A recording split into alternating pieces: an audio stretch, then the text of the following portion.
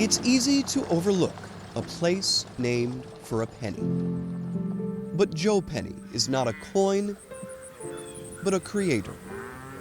And the town in his name is a crucible of history contained in a one-floor church. When I come to this church, I walk in and I see and feel and hear my ancestors. Pennytown Free Will Baptist Church is the last building standing from Pennytown, Missouri. And these are the celebrations that we had people come up. Clarence Lawrence All these people are gone now. is one of the few descendants keeping its history alive. Everybody wants to know where they came from. People that don't know anything about their history can come right here and put their finger on it. This town named for a penny was born after the Civil War. Joe Penny bought 8 acres of land from a white farmer for $160.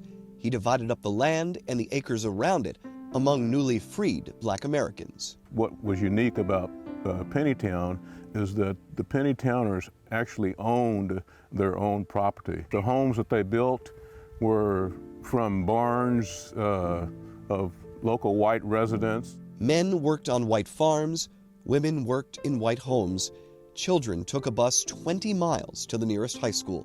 But to own their own homes, to pray in their own church, were to begin to take control of their story and their lives. It was a focal point of community. Dr. Douglas Flo is a professor of history at Washington University. For African American communities, very often the narrative has been controlled by people who live outside of those communities.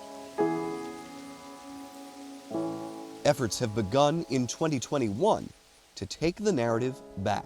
The National Trust for Historic Preservation has raised $50 million to protect overlooked symbols of Black society. This summer, the group announced $3 million in grants for 40 Black communities. For every Denver and Cleveland, for every Kansas City and St. Louis, there's a Luther, Oklahoma, and Hardin, Kentucky, places whose voices and stories are fading. A similar grant is the only reason Pennytown's one building still stands. It's important to save the church because that was the only thing that was left.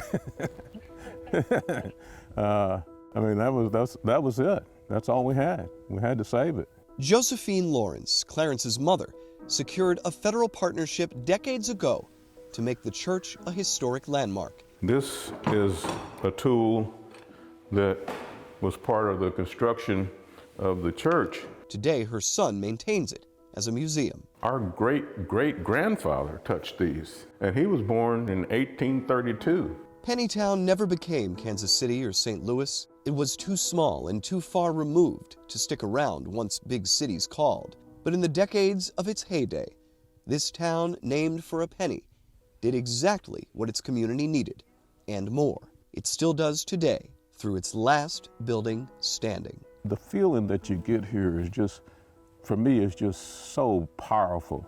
It's just so powerful. And we want to preserve that. It's important that we tell it and not someone else. In Pennytown, Missouri, I'm Matt Pearl.